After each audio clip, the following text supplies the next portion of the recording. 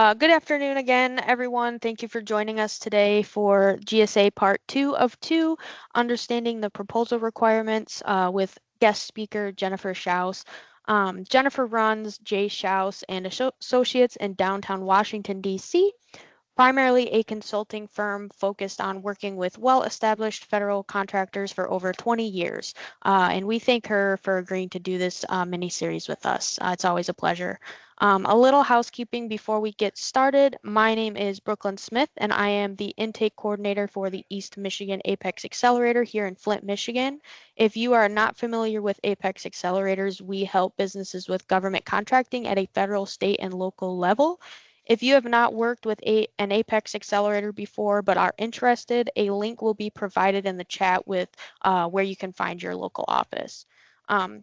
And also, this is in the chat, but a copy of the recording as well as the PowerPoint slides will be provided to everyone who registered today after the training is completed.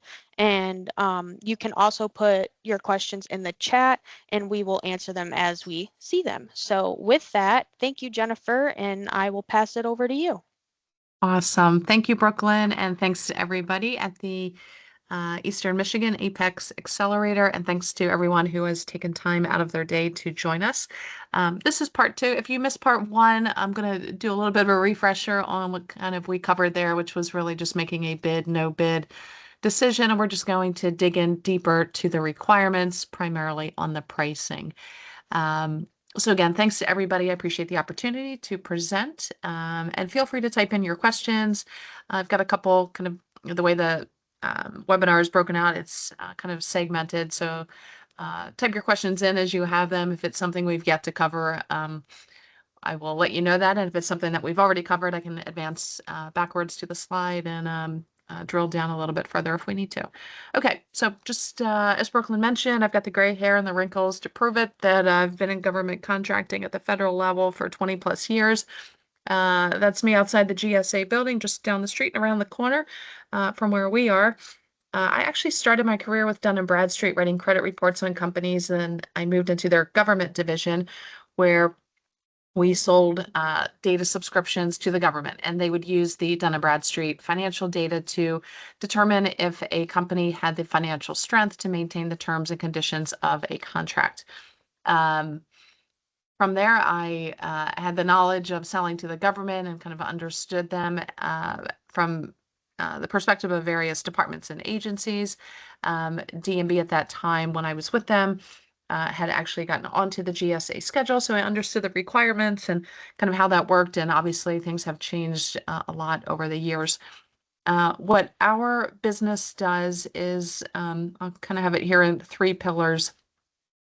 We have the educational component, which is the webinars. Those are complimentary. We have 700 of those on our YouTube channel that anybody with access to the internet can access. You can download those. We cover a variety of topics from proposal writing, GSA schedules, to the FAR, the DFARs, FAR supplements, CMMC, and a variety of other topics. We also do provide paid training classes, and those are completely separate. The events that we put on are typically quarterly here in Washington, D.C. at our performing arts venue, which is the John F. Kennedy Center. And then we have our consulting services, which is helping companies get onto the GSA schedule. As I mentioned, this is just kind of a recap of that. We typically work with established companies versus startups. If you're a startup or new to government contracting, please work with your Apex Accelerator. That's what they're there to do, and they do a great job. And they serve a great purpose. I always think that you guys should have a Super Bowl commercial to let people know that you exist, and what you do is very much appreciated and very much needed. So thank you. As I mentioned, here's just the link to the YouTube channel. A good chunk of our webinars are on GSA schedules, where I think all but maybe one, I'm the speaker. So you'll have to suffer through my voice. Otherwise, the other webinars typically all have, outside of GSA, all have guest speakers. Here's just a snapshot of some of the topics that we've covered. So we've kind of sliced and diced GSA from various angles, and I think the webinars there go back to 2009. Some of it will still be relevant as far as requirements. Those obviously change, but Some strategies for sales and business development will typically remain the same. Here's other webinars that we do, and topics that we've covered. Our networking event in DC. I'm assuming most of you guys are in Michigan, but if you happen to be in DC, then please come to our event. Okay, today's agenda. And it's going to be kind of down and dirty and pretty quick. I know we've got an hour and a half, but I usually like to leave those last 20 to 30 minutes for Q&A. But let's keep this interactive. I think we've got a smaller group, and we'll go ahead and dig into to the actual content here. So who is GSA, General Services Administration? They are non-appropriated, meaning that they do not receive taxpayer funding. They actually do get a little bit. It's less than 1% congressional funding, but they are primarily funded through you, the GSA schedule holder. The GSA schedule holders pay GSA what's called a industrial funding fee, or a GSA tax, if you will, IFF, industrial funding fee, and it equates to 0.75% of your GSA schedule sales. So if you haven't sold anything through your GSA schedule, you pay GSA nothing. If you've sold $1 million, then you pay them 0.75% of $1 million. Again, it's only on your GSA schedule sales. And that is how they are funded. So, and that kind of comes into play when you get into negotiations and some other components. The other pieces that GSA overseas is what's called PBS, Public Building Services. So GSA is the federal landlord. They're the country's largest real estate overseer of public buildings. So when we talk about the Washington Monument or the Mall or the Smithsonian or any federal buildings across the country, GSA is again the landlord there. They also oversee the public website. So if you're registering in sam.gov or doing market research on USA spending or FPDS or any of the other sites, typically GSA is kind of overseeing that the public domains for data. So that's who they are, and it's important just to know that as just kind of an FYI as you're dealing with them. So what is the actual schedule? It is a contract vehicle, a mechanism for the government to purchase from you. And if you exercise all of the options within the contract vehicle, it would be a 20-year contract. That means initially it's a 5-year contract, and then there are 3 5-year renewable periods. So start to finish, if you meet all the requirements, and we'll talk about those in a second, it is a 20-year contract. You can actually resubmit a proposal to get back onto the schedule at the end of your 20 years. And actually, as a best practice, you should probably start doing that around year 18 to make sure, 18 and a half, to make sure that there's not a lapse in your schedule, particularly if you have clients that purchase from you through the schedule. So it's different from the 8A program where that's kind of once and done. And maybe, do we have a question? Yes, we have a question in the chat whether or not it is 0.75% of profit or total contract.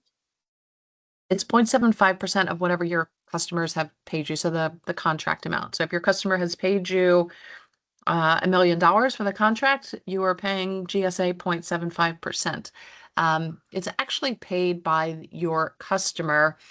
You extract it and pay it to GSA, and I've got a slide on that so we can talk about that in more detail. It's actually a wash. So again, you're really adding this 0.75% to your GSA rates. And then again, your customer pays it, you pay it back to GSA. So you're just kind of I'm not going to call this money laundering, but it's a wash. You collect it and pay it to GSA. But hopefully that answered the individual's question. If not, please retype or wave your hand or give us a sign or a smoke signal. And the GSA schedule is absolutely not required at all to do business with the government. You can have a regular business, register in SAM, and respond to any RFP or RFQ that you see on sam.gov. I mean, now, if the solicitation is saying, yes, this needs to go through GSA and you don't have a GSA schedule, then you'd be foolish to respond because you're not meeting the requirement. So, but only about 10 to 12% of the time do contracts actually go through the GSA schedule. So it's a very narrow lane, but it still represents, I'll say, billions of dollars in federal procurement because that's how big the federal budget is. So I also kind of call this a vendor shortlist. Think of it as like, you go onto Amazon or eBay or any of these e-commerce platforms where you've got buyers and sellers. And just because you're listed on eBay or Etsy or Amazon doesn't mean that you're going to have any sales at all. It just simplifies the acquisition process for the buyers. So let me just continue. As I mentioned, it is initially a 5-year contract, and then you've got the renewal periods. As long as you meet the requirements and fill out the correct paperwork, your contract will then be renewed for the full 20 years. So you've got the compliance, that back office reporting, which is that 0.75%. You've got to meet some sales requirements, which I think the next slide covers that. And then you've also got some pricing restrictions. So there's a lot of fine print that you should be cognizant of before you go down this path. Here's the sales requirements for the first 5 years. This is per schedule, not per SIN number for anyone that already knows what SINs are, and we'll get to that in a moment. But the first 5 years, you need to bring in $100,000 through your schedule total. That's not per year, that's the entire 5 years. The next 5 years, the next 3 5-year periods, each $125,000. I'll also say this, if you are getting on the schedule simply to bring in $100,000, this is probably not where you want to spend your time and effort. You should really be getting on the schedule because you know that this is how your preferred customer or how your customer prefers to purchase. And let me just move on here. So right now the schedule has, somebody has a question, go ahead. The question is, do you need to pay upfront to be put on the schedule?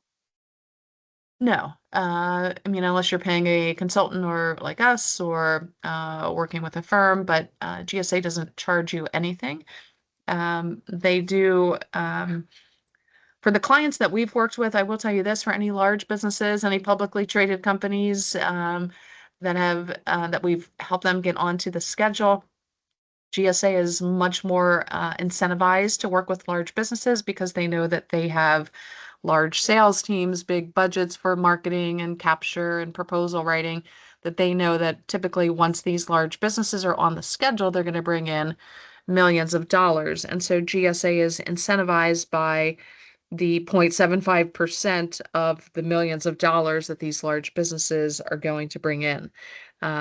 So typically I will say that I have seen some favoritism with the large businesses versus, a company that's been a business for 2 or 3 years. This is just working with GSA to get companies on. They're kind of shepherd through the process a little bit more expediently, the large businesses versus the small. But as far as paying anything to GSA, no, it takes your time and effort to read the solicitation, complete the proposal, submit the proposal, work with GSA on negotiations through to the award. You should have a budget in place for your sales and marketing, which really happens kind of before you decide to get onto the schedule. We kind of covered that last week. But there's nothing that you pay to GSA upfront. And hopefully that answered the question. It did, and then we had a follow-up question to the discussion saying and I'm sure you'll touch on this throughout the seminar, but what is the advantage of being on the GSA for a small business?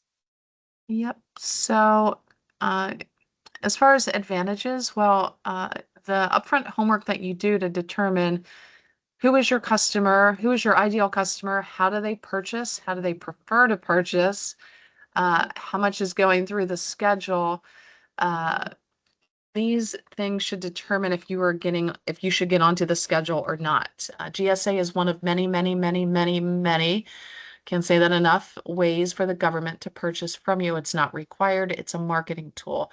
The advantage is that upfront your prices are negotiated. Your past performance is reviewed and you're deemed by GSA that you are, we'll say, a qualified vendor, qualified in kind of quotation marks. So you've got to submit copies of invoices, copy of your financial statements, show that you've got kind of a deep bench of of staff to kind of run with your business and your mission. You've submitted copies of contracts to show that you've provided these products, services, or software, whatever it is you're selling to the government. And so when vendors are purchasing, when government entities are purchasing off of the GSA schedule, they know that you've been vetted, that your pricing has been negotiated down to your lowest rate. So up to a certain threshold, they then don't have to go out and get 3 quotes. They know that that's already happened on the upfront side. So that, if I could, I have a question. I've done all that and submitted to our e-offer, and it's been there for months and months and months, and I don't see any activity. I mean, it just says the contract specialist is reviewing, but this just goes on forever. Is there something I should be doing, or I just wait? Yep, government contracting is always going to be a hurry up and wait. A lot of it will depend on how many special item numbers you pursued. Companies that are going after multiple special item numbers and have, multiple line items that they're offering, thousands of products or complex pricing, or some of the SINs are backed up. If you're going after healthcare IT, there's a pretty long wait time there. So it's That can well, I delay. guess I was just wanting to confirm that I'm not missing something here. I mean, it's not unusual that it could be Correct. a very long period of time waiting. What would I see? Like, will they give me some kind of correspondence? How do I know when I do need to respond to something? It's just when I log in, it just says contract specialist reviewing. And Yep, that's and it. that's normal, and that's all post-award. So we'll discuss that later, or perhaps in a different webinar. And I can handle those questions offline. Okay. But typically, you should have gotten a welcome letter within 30 to 90 days from your submission, and then there's other things that happen after that. But let's either discuss that offline, or I don't know if we have another webinar on kind of what happens post-award. But happy to cover that later. Sure. Okay. Great. Okay. Anything else on the kind of the theme where we are now, or shall I keep moving? Okay. So as I mentioned, you've got thousands of companies that are on the GSA schedule, and more than half of them have 0 sales. So a lot of companies have the what I'll call non-strategy, because it's not really a great strategy, which is they get on the schedule, kind of build it, and they will come. And that's not how it works. For a company to be successful on the schedule, they should have conducted market research that shows how much of whatever it is you're selling, whether it's a product, service, or software, is being procured in the open market. You should have a dollar amount for that. That's easy enough to find through FPDS, or just doing your market research on USA spending, or whatever. Maybe you're using a paid data aggregator. You should also have another part of that spreadsheet in your market research that says how much of whatever it is you're selling, how much is being procured through the particular special item number that you're selling through. How many vendors are in that special item number, and how many vendors in that special item number have 0 sales through their schedule. And most companies will be astonished to find that, probably 80% of the vendors within your SIN have 0 sales. So again, thinking that you're going to get on the schedule and your phone's, automatically going to ring is really not the way to do it. There's other contract vehicles out there, and we'll talk about them in a second. And I think I touched on a lot of them last week. But the takeaway here is that this is not a golden ticket. It's a marketing tool, but you still need a relationship. The GSA being on the schedule is similar to just looking at opportunities on SAM.gov. However, the competition is more fierce because everybody's been vetted. So you're playing with more qualified vendors. You're up against more qualified vendors, and everyone's price is going to be more or less pretty similar or in the same price band. And so what will be your differentiator when you're on the schedule is the human-to-human relationship that you have. If you don't have that, you're I don't think this is a wise decision. Anyway, sorry to go off on a tangent there, but the schedule is primarily based on your lowest price. So your company should also be mature enough that your prices have gotten to a mature point in the life cycle of your business. So they're at a point where you've got some margin because you're going to be negotiated down to low rates on the schedule that are similar to the other schedule holders.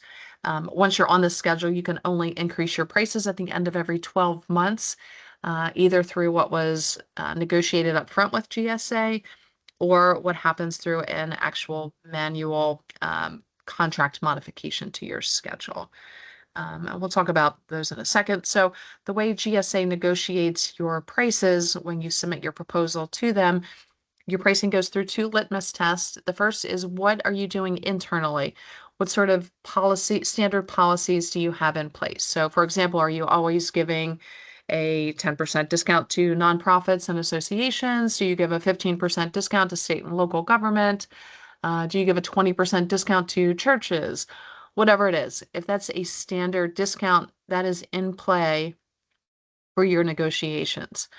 The second litmus test that GSA does is they compare your prices to the other companies that are on the GSA schedule within your specific special item number. And the special item number just further identifies what your product or your service is. So a wise or a smart vendor would conduct that research in advance of getting onto the schedule, because the worst thing to do is fill out all this paperwork, submit your proposal, and then get to the negotiations with GSA to find that they're going to slice your proposed rates in half. So do that homework up front, because this may not be the right avenue for you, and this could potentially be, detrimental to your business because you're not going to be profitable. So and who wants to do that? So basically use data to make decisions. I've got a note here on the industrial funding fee that I spoke about earlier, which is 0.75%. The customer, your government customer, pays it to you. It gets added on top of your GSA rate. You extract it and pay it to GSA either on a monthly or quarterly basis, depending upon how you're set up. So just know that pricing is the main focus of the schedule. The GSA solicitation working, you find it on sam.gov, and there's no due date. What happens is, as GSA has changes to the requirements of the proposal, they will update it through what's called a refresh number. And the latest refresh is refresh number 22. That was in, I want to say, August, maybe, when they made additional changes to the schedule. The way that the schedules are segmented is through, again, I mentioned these, the acronym SINs, special item number, and it further identifies what your product or your service is. Sometimes these correspond directly to the NAICS code, your industry codes. Other times they're very similar. And okay, looks like we have a question that came in. Do we add the 0.75% fee as a line item? No, it gets added onto your price. So when you download the GSA price proposal template, there's a variety of columns in the price proposal template, and you'll have your proposed rate. It's like the second to the last column is your proposed rate, and then there's a formula to add in the industrial funding fee. So again, it gets added to the price that your customer pays. You extract it, pay it to GSA. So ultimately, you end up with the money without the IFF, and the IFF just goes to GSA.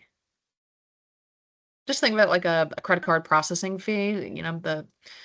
At the end of the day, the customer's really paying it. You're extracting it and paying it. That's probably not a good example, but it's just a GSA fee that it gets added to your price. Customer pays it, you extract it, pay it back to GSA.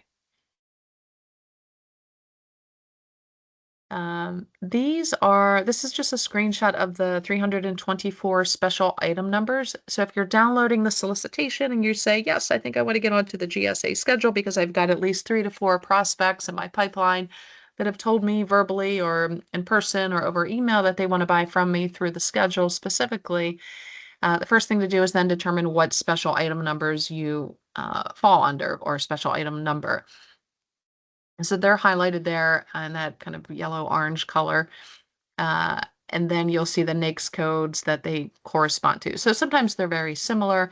Third one down is the 54151S, which is pretty common for IT professional services. The NAICS code is pretty similar, 541519. And then you've got the description kind of off to the right-hand side.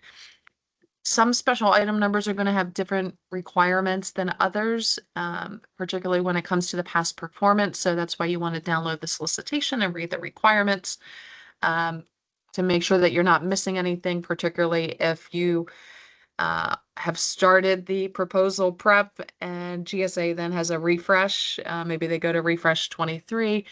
You want to make sure that the SIN number hasn't been deleted or consolidated into another SIN, or that there isn't now a new hoop to jump through for any of these special item numbers.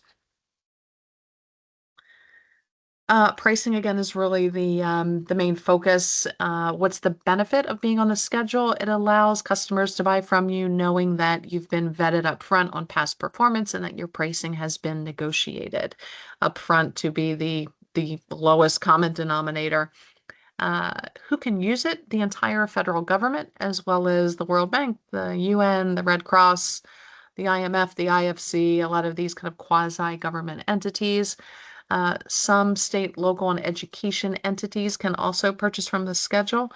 There may need to be an education process there, but GSA does have a SLED point of contact or office, and they can help you educate your customer in the event that you are selling to state and local government. I'll pause there because I feel like I covered a lot, and see if anything has come in, but maybe not because I don't see any hands, but I'll just take a sip of my coffee and then we'll move on to the next slide. Yeah, we don't have any questions right now, Jennifer. Gotcha. Okay, thanks.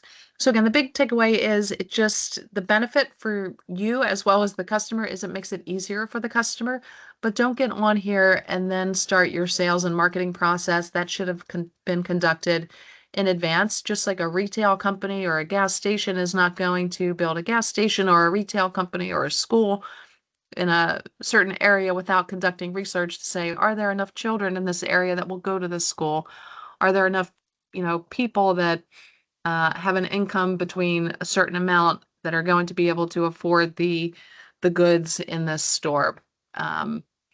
Or is traffic going in a certain direction before you build the gas station? So, and you've got all of the tools. They are all absolutely free. You can conduct this research on, again, sam.gov, FPDS, USA Spending, or maybe you're using one of the free or the paid aggregators that are out there, and there's plenty of them that will help make some of this research a little bit easier to conduct, to then ensure that that you are going after the right marketing tool, because again, GSA is one of many contract vehicles that are out there. Okay, this will probably be a little bit repetitive, is some things that I've already said, but have you actually read the solicitation, and do you understand what you're signing up for? Do you meet all of the requirements? Pre-award and post-award, are you going to meet the sales requirements? Are your financials healthy? Do you have invoices for each of the line items that you're proposing? Do you have the right past performance? Is it within the right time frame? And again, a lot of this will come down to reading the solicitation. There's 324 special item numbers. I can't say that I've worked with every single one of the 324, but a good chunk of them, and some of them have their own nuances and requirements. So we are, as a GSA consulting firm, we are industry agnostic. So I don't claim to know the requirements for all 324, but it's easy enough to extract from the actual solicitation. Have you submitted the right price proposal template for the product, services, or software that you're proposing? And just because you meet the requirements doesn't mean that this is a good idea. Just because you're tall enough to ride the roller coaster, if you have motion sickness, then you may not want to get onto the roller coaster. So you do want to ensure that you meet the requirements, but that doesn't mean that it should be a green light to move forward. And again, don't start the sales process after you're on the schedule. That should really be before, to ensure that you're going to have kind of somewhere to land once you're on the schedule. Is your pricing competitive with the other vendors? Again, that's free market research. You can use the website buy.gsa.gov if you're selling services, professional services, hourly rates, daily rates, and gsaadvantage.gov for software and products. So I'm kind of a visual person. I prefer to do these trainings in person, but you guys are in Michigan and I'm not. So here's one of the visuals that I like, and it's not comprehensive, but this is generally how the federal government purchases. And as you can see, GSA, the main takeaway is GSA is a pretty small sliver here, just about 10 to 12% of federal purchases. There are other contract vehicles that are out there. So you've got Navy Seaport E, NASA SUB, Army ITES, DHS Eagle, and the list go on and on and on.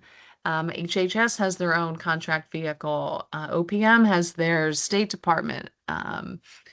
So make sure that you know who is your customer and do they prefer another contract vehicle, because the worst thing to do is, pull your hair out getting onto the GSA schedule only to find that your customer doesn't even use it. So be smart about the decisions that you make in federal contracting, and again, let the data drive your decisions.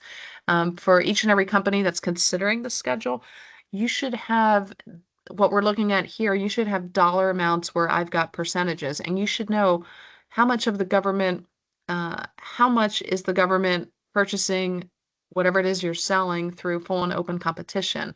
Full and open competition is what you're going to see on sam.gov, that anybody with an internet connection can see those opportunities. And that's probably where the bulk of your product, service, or software is being purchased. What's going through the other department or agency vehicles? Again, that's the NASA SUB, the Navy Seaport E, DHS Eagle, Army ITES. Again, do the research and let that drive where you spend your time and your money. And then you've got obviously other ways that the government purchases.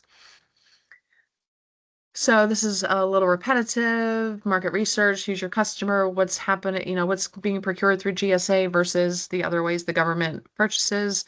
You also want to make sure that if you do decide that GSA is the right tool for you, because you've got a couple prospects already that have told you that's how they prefer to purchase, then I would say get to work and map out your proposal compliance matrix. Make sure you've got potentially a fresh set of eyes to review it before you submit to GSA, because the worst thing to do is submit a proposal. You wait, as we heard from the individual that has probably been waiting for quite some time, it sounds like, only to find that, oops, you forgot to submit, a certain document, or you had the wrong spreadsheet that you used, or you didn't have a letter of supply from the manufacturer if you're a dealer or a reseller, and then you get rejected. So again, make sure that you do it, measure twice and submit once, would be my suggestion there. Again, I said this, just because you meet the requirements doesn't mean that it should be a green light. Now let's pause. I'm going to take a sip of my coffee and see if anything came in, and we'll actually get into the requirements. Okay. Oh, sorry, Brooklyn, did you have something? I was just going to say no questions yet. Okay, awesome, thanks. Okay, so 3 main components, administrative, technical, and pricing.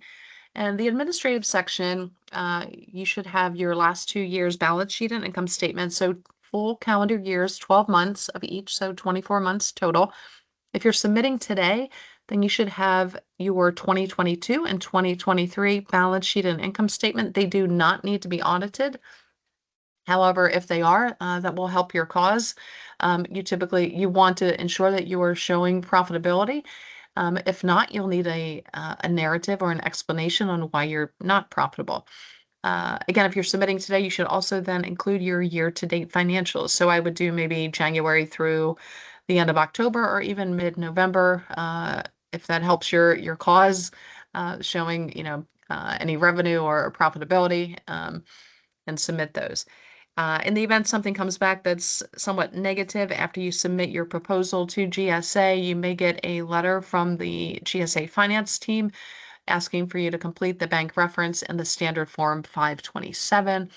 And if you want to see what that is, you can simply Google GSA SF 527 and you'll see what that document entails. On the Vendor Support Center, VSC, Vendor Support Center, vsc.gsa.gov, you can download the readiness assessment and the pathway to success. I would also encourage you, if you're considering getting onto the schedule, to complete both of those. The readiness assessment, give yourself about an hour, and the pathway to success, maybe 30 minutes. These are just basic questions about ensuring that you know more or less what you're signing up for. Have you done the research to determine how many companies are within your special item number? How many have 0 sales through your special item number? And again, I would encourage you to do this before you decide to get onto the schedule, and let that help be a determination in deciding that you're going to move forward with getting on. Still part of the administrative, you also want to include a cover letter, your SAM record. You need your FAR and your DFARs from your SAM record, as well as you want to include your tax ID. They will typically ask for it after you submit, so it's a good practice just to include it up front. It's not required, but they will typically come back and ask for it. If you're using any outside consulting firms, you'll need to include the authorized negotiator letter and ensure that they're also listed in your SAM records. They have access to the eOffer platform. If you've submitted previously, withdrawn your proposal submission, you've been rejected, or have any other current schedules, you also need to let GSA know that, as well as include a letter of the cancellation. That's the administrative section. If you're doing this, kind of do it yourself while you're running your business and you've got maybe a life outside of work, I would give yourself a week, maybe 2 weeks to kind of get those documents together and submitted to the eOffer platform. The next section is the technical section. And I don't see any questions, so I'm just going to keep rolling here just in the interest of time. So the technical section is going to include the corporate narrative and the quality control, and let's just focus on those two for a moment. The corporate narrative and quality control are both GSA forms. They each have about, I think it's like 6, 7, maybe 8 questions that you need to answer about how long you've been in business, what type of quality control measures you have in place, how you handle multiple projects at the same time, how you handle contracts when something goes wrong, who's in charge of your quality control, number of full-time employees, just kind of basic demographic information. Answer those as completely as you possibly can. I also suggest, as a best practice, to have these also saved as PDFs and upload them into the eOffer, where the section where you can upload documents. There's a drop down for other documents, and I just always put them in there just to kind of have a backup. You'll also need either 3 CPARs. If you don't know what CPARs are, don't worry about it. You can submit references. These should be 3 happy customers that complete the GSA questionnaire. You can find that questionnaire in the GSA solicitation. Where's the solicitation? It's on sam.gov, and you can download that. To find the questionnaires get sent to your customers. Ask the customer to take the 30 seconds to 60 seconds that it literally takes to complete the questionnaire. Ask them to send it back to you. Make sure they've completed everything. If there are any portions of the questionnaire, particularly the top piece, that you can fill out and make it easier for them, I would highly suggest doing that. Ask them to send it back to you. You save those and they get uploaded into the GSA eOffer platform. They do not get sent directly to GSA. Again, ask them to send the questionnaire back to you. The customers do not need to be government. They could be commercial, nonprofit, associations, churches, whoever it is you're working with. And then the project narratives. We talked about the special item numbers, and there's 324 special item numbers. Some have various nuances in their requirements. Most are the majority will only require that you have 1 contract within the last 3 years that's relevant to the special item number. In that case, then you download the project narrative document, which again is found in the GSA solicitation, which again is found on sam.gov.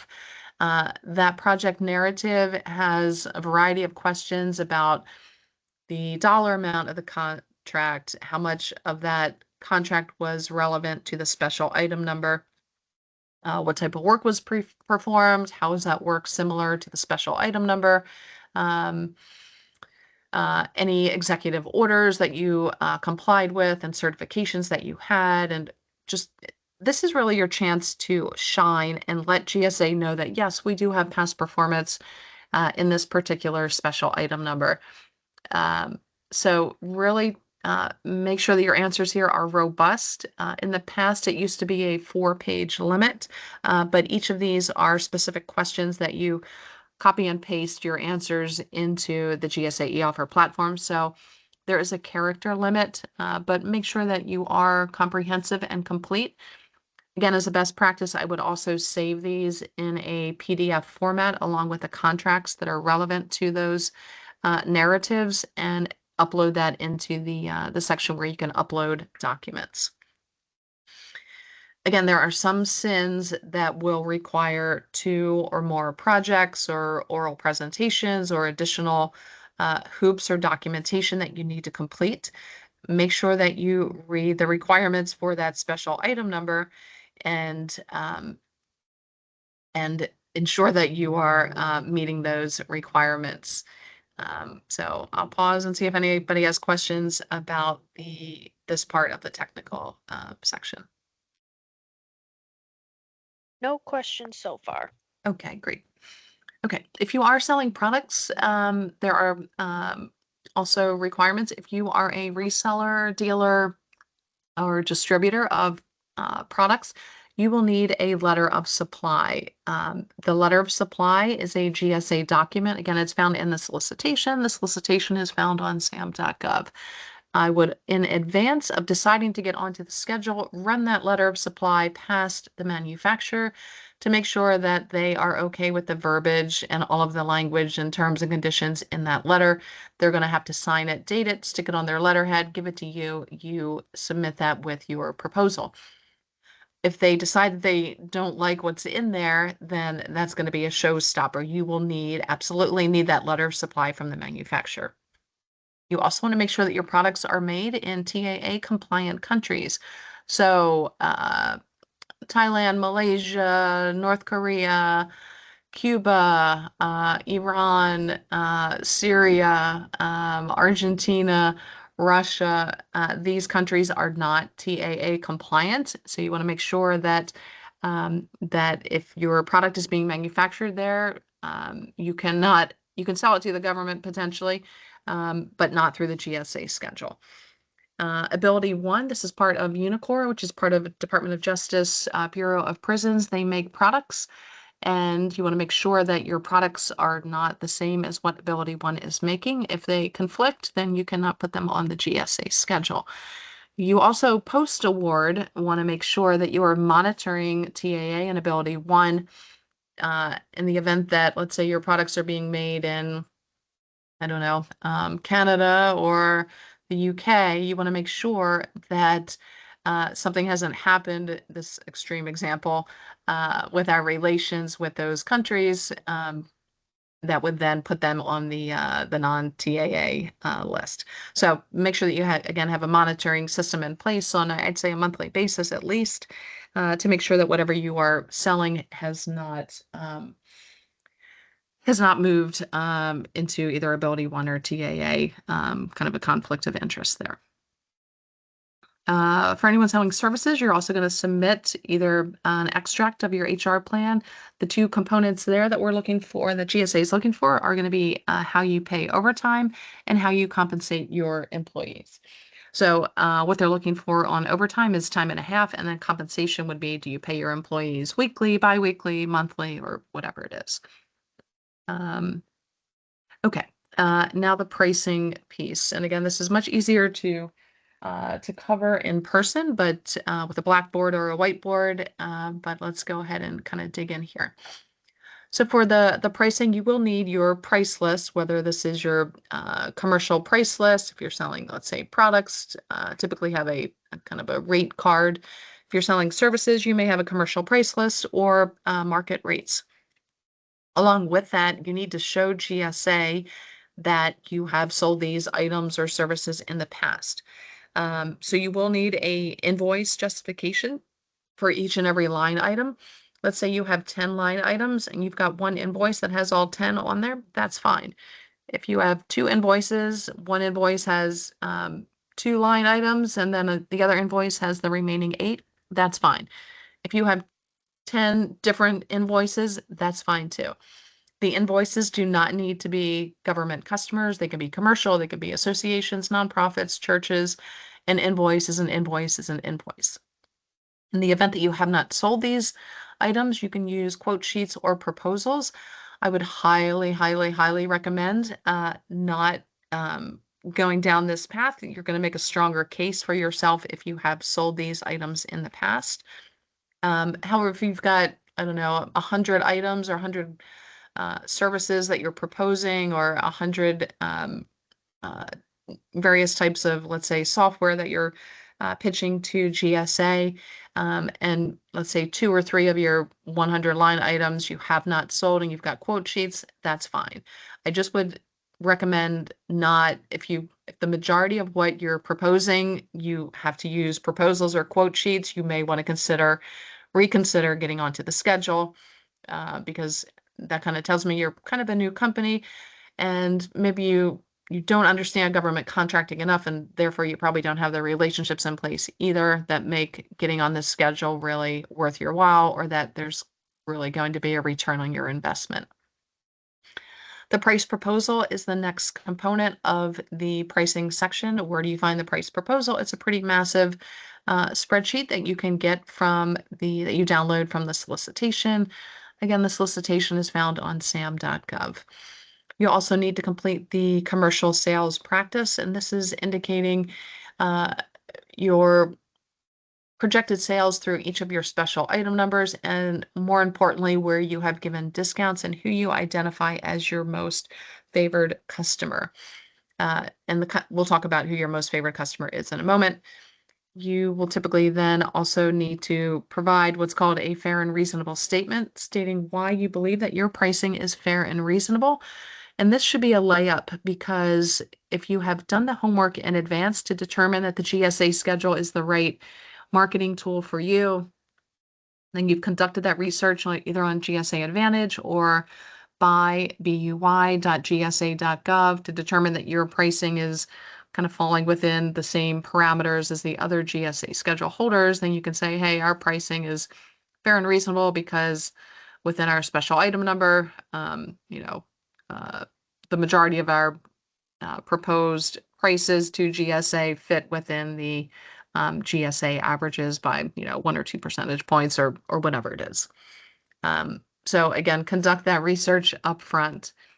You don't need to submit the research. You kind of want to save that for your negotiations, your price negotiations. But again, it will absolutely behoove you to spend time on that market research. I talked about the commercial sales practice document, the CSP form. It's actually built into the eOffer platform. And this again is where you disclose your internal pricing policies, your standard discount. So what's part of your everyday practice? What is something that your sales reps all know? To give a 10% discount to state and local, to give a 15% discount to associations, to give a 20% discount to churches.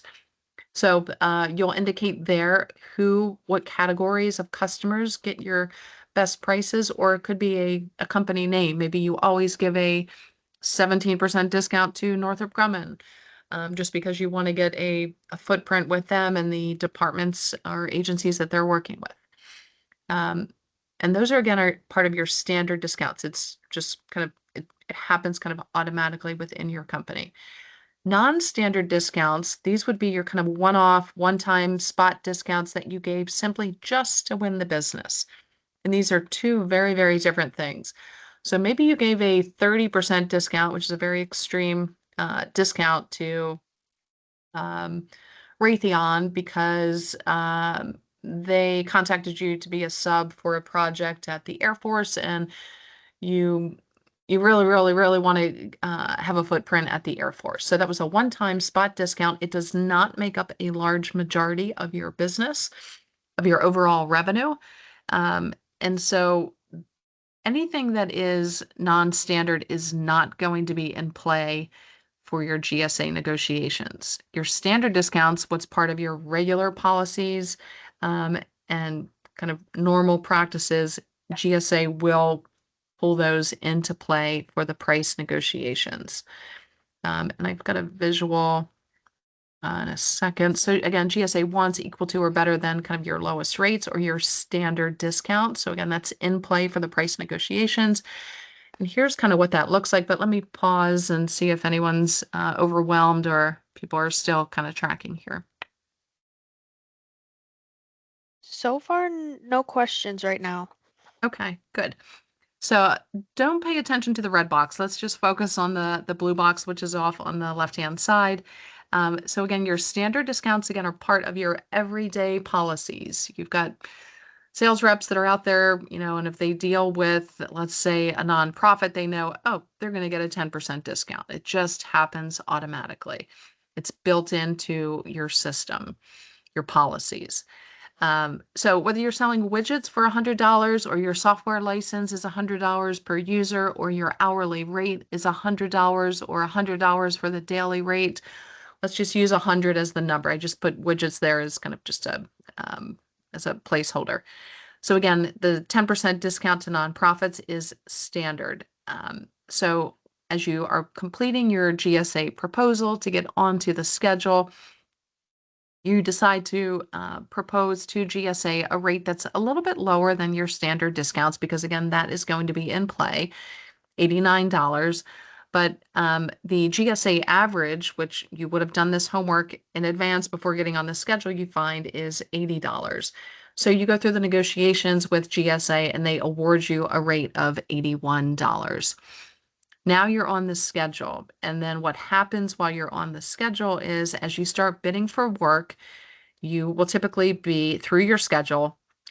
You can offer a rate of $81 or less. So this is why you want to then look at that $81 as your GSA rate, but what you're selling this widget for in the regular world outside of GSA to your commercial customers or whomever is $100. That's a pretty big delta. So are you still going to be profitable on the schedule when you're bidding at $81 or less? I can't answer that for you. Only if you can source widgets for a rate that's going to make you profitable, or that you can find labor that's $81 or less, so you've got some margin. So this is really where the research, where you should really be spending time conducting research to find out, are you going to be profitable on this schedule? Yeah, it's cool to have the GSA logo on the back of your business card and your auto signature and everything else. And it does give you some credibility, but it really should come down to facts and dollars and cents. So again, just know that GSA is going to be entitled to your standard discounts. And you may not have any, and that's fine. Your non-standard discounts are these one-off spot discounts. You gave the 30% discount to Raytheon to get the contract at the Air Force or to ABC Company. It just happened once, and it does not make up a large portion of your GSA. It doesn't make up a large portion of your overall revenue. So similar kind of process here. The commercial price is the $100. You gave this one-time spot discount. Let's say you don't have any standard discounts. So you're going to propose to GSA a rate of $95, but still the GSA average for these widgets is $80. So what GSA awards to you, let's say, is $81. So again, the point is 2 points here. Number one, GSA is entitled to your standard discounts. And then number two is make sure that you know what that GSA average is and can you live with that? Meaning, are you going to be profitable? So I'll pause there and see if anybody has any questions about pricing. Okay. And we're coming up on 1 o'clock. I think we still have 30 minutes, if I'm not 1 o'clock Eastern. Again, read the solicitation. There could be specific additional hoops to jump through for the sins that you're going after, particularly some of the IT sins. And again, the solicitation is over on sam.gov. Conclusions, it's not for everybody, and just because you meet the requirements doesn't mean it's a great idea. You should have data to back up why your data and customers' relationships to back up why you are getting onto the schedule. I would say that you should spend more time doing the research than you should on actually putting the proposal together, and that will really pay off, whether it's, pursuing the schedule or a particular solicitation. Start with the biggest universe of just all of the contract awards for whatever it is you're selling to the government. Find out how much have they purchased in the past. Use acquisition forecasts. What are they purchasing in the future to identify specific solicitations that you want to go after. And the more narrow and specific you are about the opportunity, the more successful you'll be. Because you'll be focused on providing one specific product or service. You'll be known as being the best in that particular category, and you'll be going either down the right path for contract vehicles or solicitations. What do we do? A variety of services here, from everything from the pre-award research. However, we definitely suggest that you do it yourself just so you can see the numbers yourself and make decisions. If you need help kind of navigating that, I know the Apex accelerators can help as well, but here's some of the services that we provide. And that is it. I know I finished kind of in an hour, and I'll leave the rest for questions, and happy to go back to any slides if anybody wants any clarification. Thank you again, Jennifer, for joining us today. It's always a pleasure. Thank you. And thanks to everybody who joined. I know I'm kind of tough love here with the GSA schedule, but I think that will, I'm not doing it to be mean. I'm doing it just to help your business, because you definitely want to let the data drive your decisions. There's no other sector out there that has this much data. If you were selling to hospitality or healthcare, you're not going to be able to find out what did Marriott purchase last year, or what did a specific hospital purchase. That's not public data. So you've got access to it, and you use it, would be my suggestion.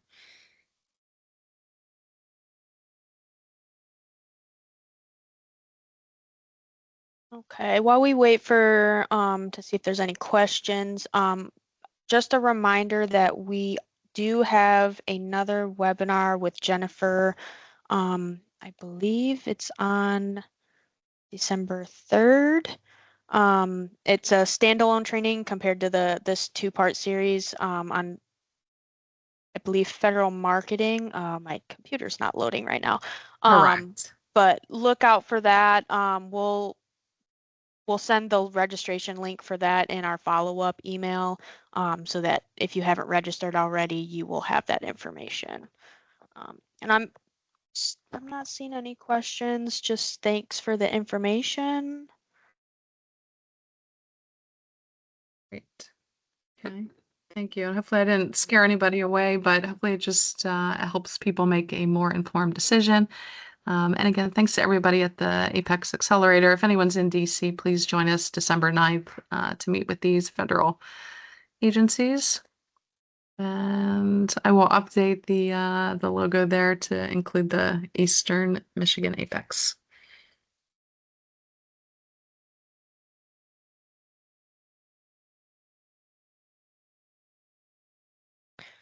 Okay, well, I'm not seeing anything in the chat. Oh, maybe.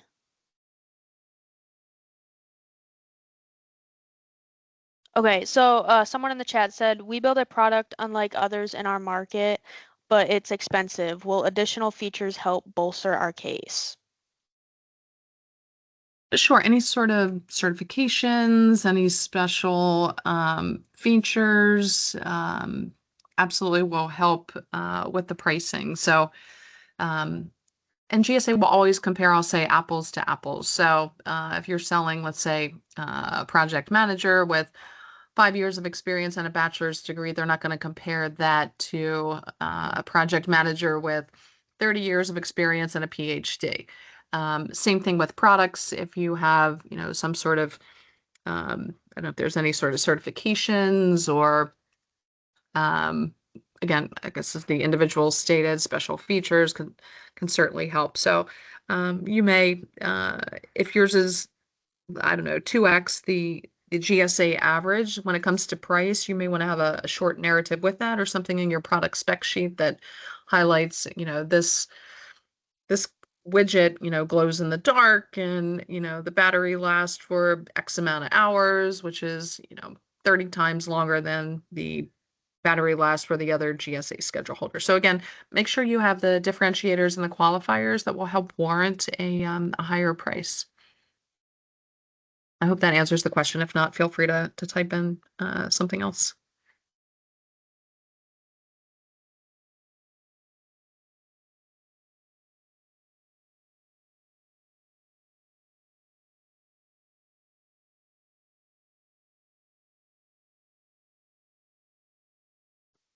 Okay, it looks like that answered the question. Okay. I'm not seeing anything else, but again, if you think of some questions after we end this webinar, feel free to reach out to Jennifer or our office. You'll have contact information sent to you. But again, thank you for joining us today, and thank you, Jennifer. As always, we look forward to having you back on December 3rd. And we're going to give you guys a little bit more time back in your day and enjoy the rest of this Thursday. Yeah, and thanks everybody. Sorry to make this to cut this kind of short and sweet, but hopefully we answered all the questions. And thanks again to the Apex Accelerator. You guys are awesome. And thanks to everybody that joined. Likewise. Have a good day, everybody. Thank you.